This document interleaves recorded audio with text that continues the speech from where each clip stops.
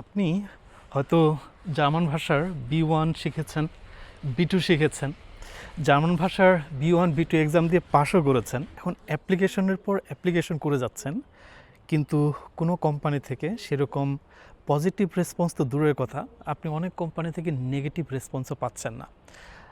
অনেক স্টুডেন্ট আছেন আপনারা যাদের জন্য এটা হচ্ছে খুবই সত্য একটা ঘটনা। তো আমরা আজকের এই ভিডিওতে বোঝার চেষ্টা করব যে কেন এমন হচ্ছে।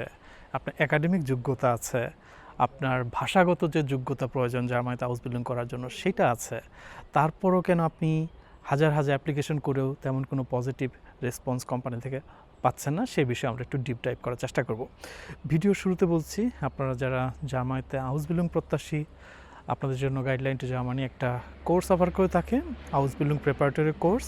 সেই আউসবিল্ডিং প্রিপারেটরি কোর্সের মধ্যে আপনারা যারা বাংলাদেশ থেকে জার্মানিতে আউসবিল্ডিং নিয়ে আসবেন তাদেরকে A1 থেকে B2 পর্যন্ত ভাষা শেখা থেকে শুরু করে এই আউসবিল্ডিং নিয়ে জার্মানিতে আসার জন্য যত রকমের প্রসেসিং আছে সব ধরনের প্রসেসিং তারা সেই কোর্সের মধ্যে শিখিয়ে থাকে। এবং এই কোর্সের পরবর্তী ব্যাচ শুরু হবে সামনের মাসের 1 তারিখ থেকে। সো আপনারা যারা আগ্রহী আছেন অবশ্যই guideline2germany.com এই ওয়েবসাইট ভিজিট করবেন।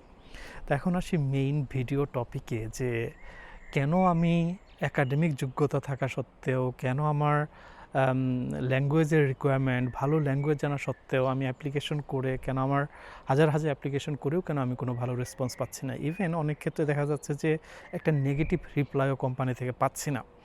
এটার যথাযথ কারণ আছে।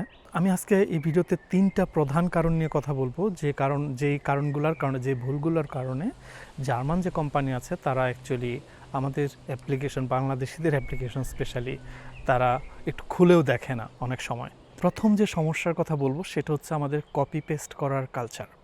কি বোঝাচ্ছি? দেখেন, আমাদের বাংলাদেশি স্টুডেন্টসরা যেটা করে, যে তারা কোনো রকম চ্যাটজিপিটি দিয়ে একটা সিভি তৈরি করে, একটা কাভার লেটার তৈরি করে, জাস্ট কোম্পানির নাম ঠিকানা চেঞ্জ করে একই কাভার লেটার দিয়ে কোম্পানিতে অ্যাপ্লিকেশন করে। মনে রাখবেন, জার্মান পার্সোনাল ম্যানেজাররা প্রতিদিন হাজার হাজার সিভি পড়ে। তারা একটা সিভি ধরলেই বুঝতে পারে এটা কি চ্যাটজিপিটি দিয়ে তৈরি করা নাকি এটা নিজের তৈরি করা। যখন তারা দেখবে যে আপনার একটা সিভি একটা এআই দিয়ে তৈরি করা, একটা চ্যাটজিপিটি দিয়ে তৈরি করা, তারা আপনার অ্যাপ্লিকেশনের প্রতি বিন্দুমাত্র ইন্টারেস্টেড হবে না। বিকজ তারা তখন চিন্তা করবে যে হ্যাঁ, সে আমার কোম্পানিতে অ্যাপ্লিকেশন করছে, বাট এই অ্যাপ্লিকেশন করার জন্য আমার কোম্পানির সম্পর্কে যে একটু সামান্যতম রিসার্চ করা, একটু এফোর্ট দেওয়া, সেই এফোর্টটা সে দেয় নাই, সেই জায়গায় সে অলসতা করেছে বা গাফিলতি করেছে। তো এই লোকটাকে যদি আমি আমার আউসবিল্ডিং প্রদান করি দিই, তাহলে উনি আমার এখানে এসে আমার কাজের ক্ষেত্রেও কিন্তু সেই গাফিলতি করবে বা সেই পরিমাণ এফোর্ট সে দিবে না। সো এই জায়গায় হচ্ছে প্রধান কারণ যে আপনার কাভার লেটারটা সঠিকভাবে না লেখার। 2 নম্বর সমস্যা হচ্ছে ফরম্যাটের ভুল। কেমন ফরম্যাটের ভুল? আমরা যখন জার্মানি নিয়ে কথা বলছি, জার্মানির সিভির একটা স্ট্যান্ডার্ড একটা ফরম্যাট আছে যেটাকে বলা হয় অয়রোপাস, বা অনেকে আমরা টেবুলার ফরম্যাটও বলে থাকি। তো আপনি যখন একটা সিভি যদি সেই জার্মান স্ট্যান্ডার্ডে তৈরি না করেন, আপনার ডকুমেন্ট যদি আপনি জার্মান স্ট্যান্ডার্ডে তৈরি না করেন, জাস্ট কোনো রকম একটা সিভি তৈরি করে যদি আপনি আপনার অ্যাপ্লিকেশন পাঠিয়ে দেন, তাহলে কিন্তু আপনার অ্যাপ্লিকেশন সেখানে তারা পড়েও দেখবে না যে আপনি আসলে কী লিখেছেন। আপনি জার্মান ভাষা B1 শিখেছেন না C1 শিখেছেন, ইট ডাজন্ট ম্যাটার। আপনি আপনার ডকুমেন্টসগুলো তাদের স্ট্যান্ডার্ডে, জার্মান স্ট্যান্ডার্ডে তৈরি করতে পারেন নাই, সেই পরিমাণ এফোর্ট আপনি সেখানে দেন নাই। সিভির ফরম্যাট একটা ইম্পর্টেন্ট বিষয়। আরও খুবই গুরুত্বপূর্ণ একটা বিষয় হচ্ছে সিভিতে একটা ছবি অ্যাটাচ করতে হয়। তো অনেকেই এমন সব ছবি অ্যাটাচ করে যেটা একদম প্রফেশনাল ছবির ধারের কাছেও যায় না। দেখেন, আপনি যখন জার্মান একটা কোম্পানিতে অ্যাপ্লিকেশন করবেন, আপনার সিভি হোক, আপনার ছবি হোক, সেটা একদম ঝকঝকা ফকফকা হতে হবে, কারণ তাদের স্ট্যান্ডার্ডটা আপনাকে মেনটেন করতে হবে। এবং এই জায়গায় আরও একটা কথা আমাকে মেনশন করতে হবে, যে আপনি কিভাবে আপনার ডকুমেন্টসগুলো গোছাচ্ছেন সেটা খুবই ইম্পর্ট্যান্ট। অনেকে আছে যে তারা যখন অ্যাপ্লিকেশন করে, প্রত্যেকটা সার্টিফিকেট তারা আলাদা আলাদা পিডিএফ করে এবং এলোপাথারিভাবে তারা ইমেল করে, বা যখন ফাইল আপলোড করতে হয় সেখানে এলোপাথারিভাবে ডকুমেন্টগুলো আপলোড করে। তো তখন আপনি যখন এই অ্যাপ্লিকেশনটা একটা জার্মান কোম্পানি দেখবে যে আপনার অ্যাপ্লিকেশনটা গোছানো না, আপনার প্রথমে কোন ডকুমেন্টস দিতে হবে, তারপরে কোন ডকুমেন্টস দিতে হবে, এটা অ্যাপ্লিকেশনটা সেরকম গোছানো না। এবং এরকম যদি এলোমেলো অ্যাপ্লিকেশন আপনি করেন, তাহলে কিন্তু আপনার প্রতি তারা মোটেও ইন্টারেস্টেড হবে না, বিকজ তারা ভাববে যে আপনি ব্যক্তিগত জীবনে বা কাজের ক্ষেত্রে আপনি গোছানো না। এই যে এলোমেলো কাজ আপনি করলেন, অ্যাপ্লিকেশন করলেন, এটা আপনি জামায়াতে এসে যখন হাউস বিল্ডিং করবেন আপনার কাজ এরকম এলোমেলো বা অগোছানো হবে। সো এখানেই কিন্তু আপনার রিজেকশন সুনিশ্চিত। তারপর 3 নাম্বার যেটা বলবো সেটা হচ্ছে অবাস্তব বা অতি স্মার্টনেস দেখানো। এরকম অনেকেই আছে যে তারা ধরেন কোনো একটা প্রফেশন, আপনি ফ্লেগেতে ধরেন হাউস বিল্ডিং আপনি অ্যাপ্লিকেশন করবেন, এখন এখানে আপনি ফ্লেগের একটা ট্রেনিং করেছেন, আগে একটা প্র্যাকটিক্যাল করেছেন, এরকম ম্যান্ডাটরি না। কিন্তু আমাদের বাংলাদেশি কালচারে এরকম একটা আছে যে আমাদের একটা ডকুমেন্টস বানিয়ে দেওয়ার প্রবণতা আছে। আমি ফ্লেগেতে কোনো ট্রেনিং করি নাই, বাট আমি নীলক্ষেতে যে একটা সার্টিফিকেট বানাই আমি অ্যাটাচ করে দিলাম যে আমি এখানে 6 মাসে ট্রেনিং করছি। এই যে আপনি একটু স্মার্টনেস শো করলেন বা অবাস্তব একটা যোগ্যতার কথা বলছেন, সেটা কিন্তু তারা ধরতে পারে, ঠিক আছে? এবং আরও একটা বিষয় যদি আমি এখানে মেনশন করি, যে আপনি একটা সিভি তৈরি করছেন, সে আপনি একটা সিভি দিয়ে আপনি কয়েকটা প্রফেশন অ্যাপ্লিকেশন করতেছেন, ফ্লেগেতেও করতেছেন, আবার আইটি সেক্টরেও করতেছেন। এখন আপনি যখন ফ্লেগেতে অ্যাপ্লিকেশন করতেছেন তখন আপনার সিভিতে লেখা আপনি ইন্টারেস্ট হচ্ছে আইটিতে, এখন আপনি অ্যাপ্লিকেশন করতেছেন নার্সিং সেক্টরে বা ফ্লেগেতে, কিন্তু আপনার সিভিতে লেখা আপনি ইন্টারেস্ট হচ্ছে আইটি সেক্টরে। সো আপনার অ্যাপ্লিকেশন কিন্তু এই জায়গায় একদম মানে স্টপ হয়ে যাবে, তাই না? তারা আপনার প্রতি আগ্রহ ফিল করবে না, বিকজ আপনার আগ্রহ হচ্ছে আইটি সেক্টরে, কিন্তু তাদের কাজ তো আইটি নিয়ে না, তাদের কাজ তো হচ্ছে মানুষের সেবা নিয়ে।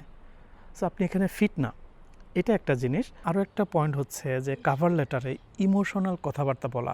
অনেকে মনে করে যে আমি যদি আমার সমস্যার কথা বলি তাহলে জার্মান কোম্পানি হয়তো আমার প্রতি সদয় হয়ে আমাকে হাউস বিল্ডিংটা দেবে। আমাদের এরকম স্টুডেন্ট আমরা পেয়েছি, আমরা তাকে যতভাবে কাভার লেটার লেখা শেখাই না কেন, মোটিভেশন লেটার শেখাই না কেন, তার কিছু ইমোশনাল কথা থাকতো এরকম, লাইক আমার মা অসুস্থ, আমার মা দেখে যেতে চায় যে আমি জার্মানিতে যাচ্ছি, জার্মানিতে আছি, এবং আমি জার্মানিতে যেতে চাই কারণ বাংলাদেশে আমার আর্থিক সমস্যা আছে, এখানে চাকরির সুবিধা নাই, আমি জার্মানিতে যে ক্যারিয়ার করতে চাই। এই যে ইমোশনাল কথাগুলা জার্মান কোম্পানি তারা তারা এই এই জিনিসগুলো পছন্দ করে না। এগুলো আপনার কাভার লেটারে মেনশন করার জিনিস না। আপনার ইমোশনটা তাদের কাছে ইম্পর্ট্যান্ট না, তাদের কাছে ইম্পর্ট্যান্ট হচ্ছে যে প্রফেশনের জন্য আপনি যে সার্কুলারের জন্য আপনি অ্যাপ্লিকেশন করছেন সেই পজিশনের জন্য আপনি যোগ্য কিনা, আপনার সেই কোয়ালিটি আছে কিনা, সেটা হচ্ছে তাদের কাছে ইম্পর্ট্যান্ট। আপনার অর্থনৈতিক অবস্থা ভালো না বা বাংলাদেশে জব আছে কি নাই, ইট ডাজন্ট ম্যাটার তাদের কাছে। আরও একটা বিষয় এখানে বলে রাখি যে অনেকেই আছেন আপনারা যারা ধরেন একটা পজিশনে আপনারা অ্যাপ্লাই করছেন, সেখানে ক্লিয়ারলি মেনশন করা আছে যে জার্মান ভাষার লেভেল লাগবে B2, কিন্তু আপনার আছে B1 বা আপনি মাত্র B2 করতেছেন, আপনি সেখানে অ্যাপ্লিকেশন করে দিচ্ছেন, তো সেক্ষেত্রেও কিন্তু আপনার অ্যাপ্লিকেশন সেখানেই রিজেক্ট হয়ে যাবে। সেখানে আমি 3টা প্রবলেম নিয়ে কথা বলেছি। একটা হচ্ছে আপনার কাভার লেটার বা সিভি, সেটা হচ্ছে কপি পেস্টের যে সমস্যাটা, থার্ড হচ্ছে ফরম্যাটের যে সমস্যাটা, এবং 3 নাম্বার যেটা আমি বললাম যে অতি স্মার্টনেস দেখানোর যে আমাদের একটা প্রবণতা আছে সেটা। তো আমার মনে হয় যে আমি প্রবলেম যেগুলো বলেছি সেখান থেকে আসলে সেই প্রবলেমের সমাধানগুলোও আপনারা আনসার পেয়েছেন। এখানে একটা জিনিস কি জানেন, এই যে আপনি হাউস বিল্ডিংয়ের জন্য অ্যাপ্লিকেশন করছেন, এটা কিন্তু কোনো লটারি সিস্টেম না যে আপনি জাস্ট হাজার হাজার অ্যাপ্লিকেশন করলেন, আপনার এই একটা বক্সের ভেতর থেকে আপনার পেপারটা তুলবে, যেদিন আপনার লটারি লাগবে সেদিন আপনি হাউস বিল্ডিং পেয়ে যাবেন। এটা কিন্তু বিষয়টা এরকম না। এই ধরনের অ্যাপ্লিকেশন হচ্ছে একটা নিখুঁত একটা আর্ট।